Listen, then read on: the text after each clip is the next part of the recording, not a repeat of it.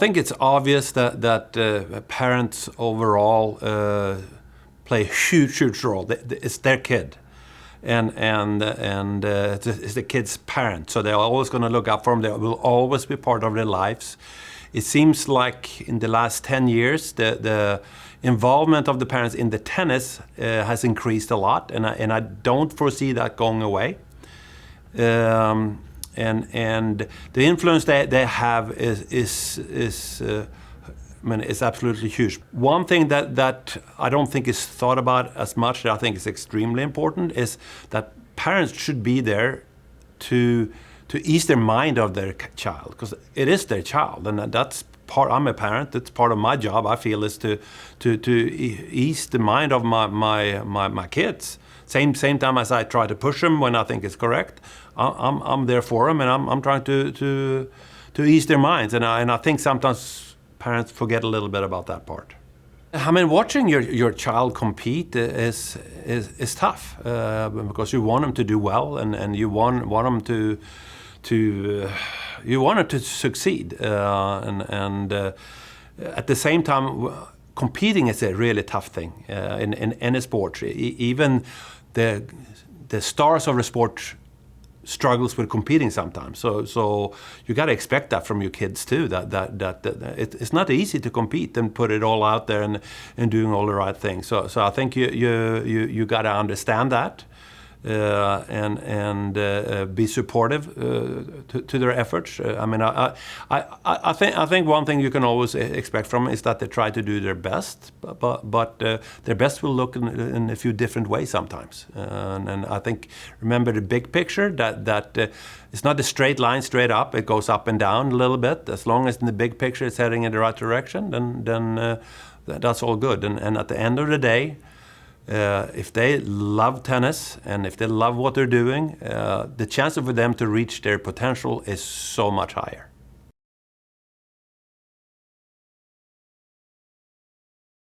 Well, at that young age, we talk a lot about trying to put as many tools in their toolbox as possible. And that means being comfortable transitioning at the net, volleying, finishing points off that way. A lot of times when they're younger and they're smaller, they're not comfortable coming in because they get passed easily or they get lobbed easily, and then it doesn't become a part of their game. But if at a young age they can really get a good experience doing those transition skills and build those skills up, I mean, that's going to help them incredibly as their body grows and they start growing into their game style. If they have a lot of tools in their toolbox, their game style is going to have a little flexibility as they get older, and they could have an all-court game, or they could be an aggressive baseline, or whatever it is. But it's going to be great to have all those tools to be able to choose what kind of game style is going to be a best fit for them. But if they don't get those tools in their toolbox, they're going to be much more limited with that game style later on.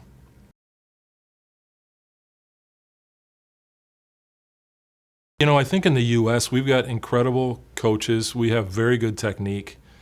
It's been interesting over the years working with coaches from other countries and how our country is different from theirs, and from a technical standpoint, there's a lot of things we do great, but one thing we're not near as good at as the rest of the country is having our kids play practice sets.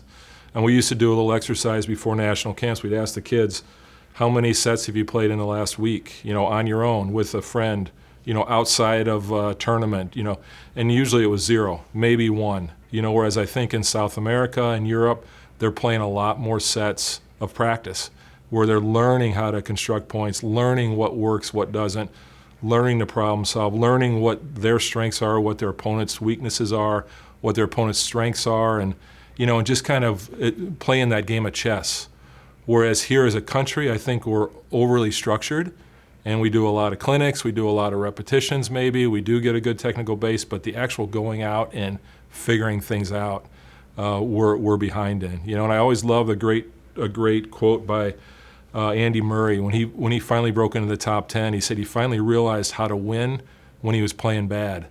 And I think for our kids to be able to learn when there is adversity, when there is how to actually get across the finish line, those are important lessons to learn. And if they're not playing practice sets, they don't really get to learn that very well. So I think that's really important. Most of the players, the juniors in the range that we're talking about, play too few matches.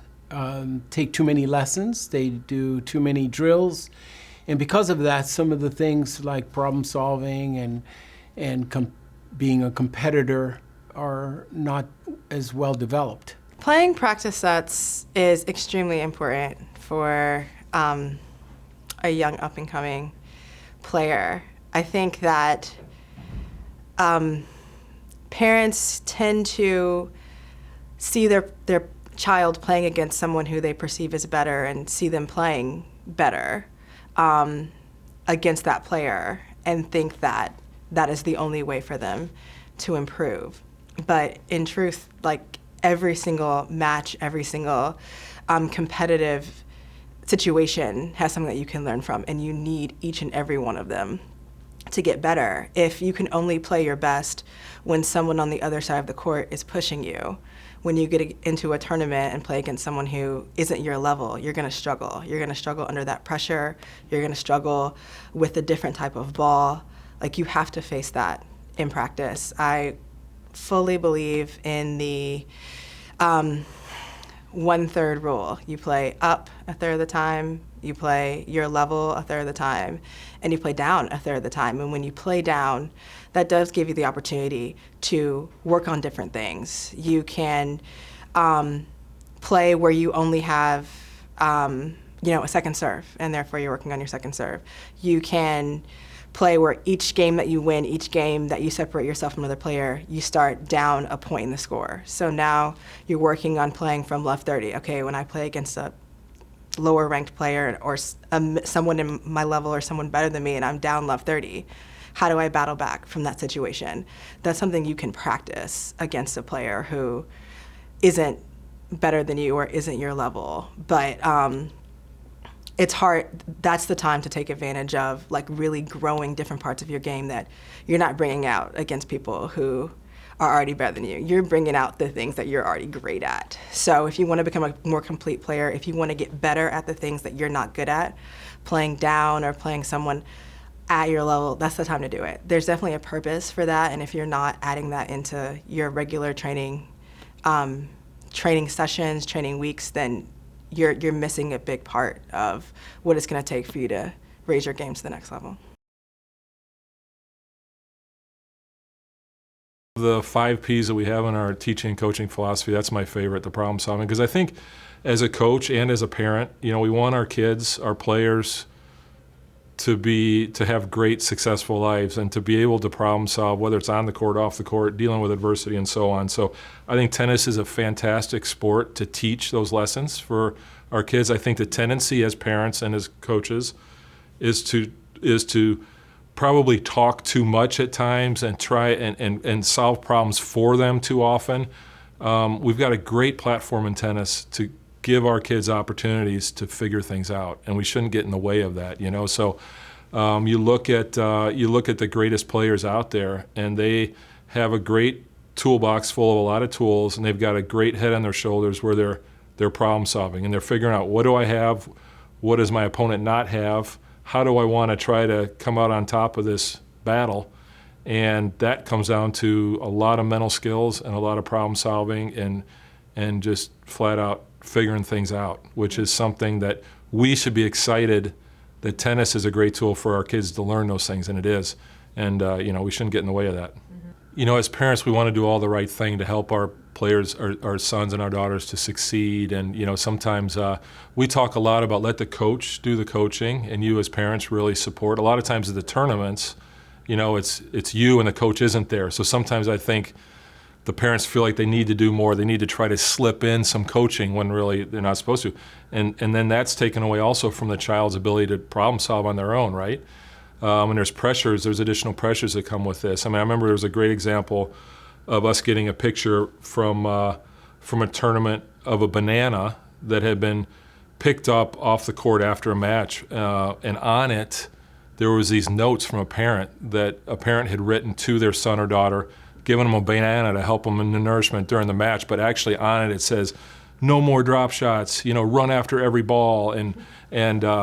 So, as parents, we need to step back from that. We need to let the players play. We need to love them, support them, yes, give feedback to the coach, and so on, but not cross the line of taking the joy out of the game for the players, not get in the way of them problem solving on their own, and really try to help let the sport teach some great life lessons, and us not as parents cross that line. You raise your child hopefully to lose the job, so that they do and make good decisions when you're not there. And that's the same thing.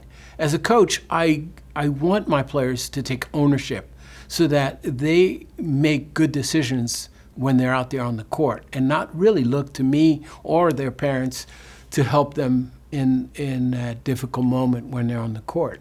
I think having that ability to go out and just play, also it enhances the creativity when you're out there and you're just doing things on your own. See the kids playing four squares, it helps their touch. When they make up games, it helps their creativity so that when they're out there playing, they're willing to try different things rather than always in a structured environment. They only learn those exact same things over and over. Outside of that box, they're like fish out of water. We talk about match count all the time, as far as how many matches they're playing and how many matches they're actually winning and how it affects the schedule. I think sometimes we make a lot of mistakes, or the parents that I deal with make a lot of mistakes in trying to keep up with, what the top 10 kids are doing, and they overlook the match count, whether it be how many matches they're actually winning in practice, so we talked about that, or how many matches they're winning in tournaments. And it should affect the tournaments that they're signing up for. Once again, playing a third of matches that are in the easy zone, where they're the number one seeds and they can win easily, or the middle third where they're the fourth seed and they could lose in the semis, or when they're barely getting in or playing the qualifying and maybe not even make the main draw. Those are key, but that schedule should be dictated by how many matches they're winning, and it should always be hopefully the 3-to-1 ratio of winning to losing. Your child's success or lack of success in sports does not indicate what kind of parent you are. But having a child that is coachable, respectful, a great teammate, mentally tough, resilient, and tries their best is a direct reflection of your parenting. And I think that's really, really good.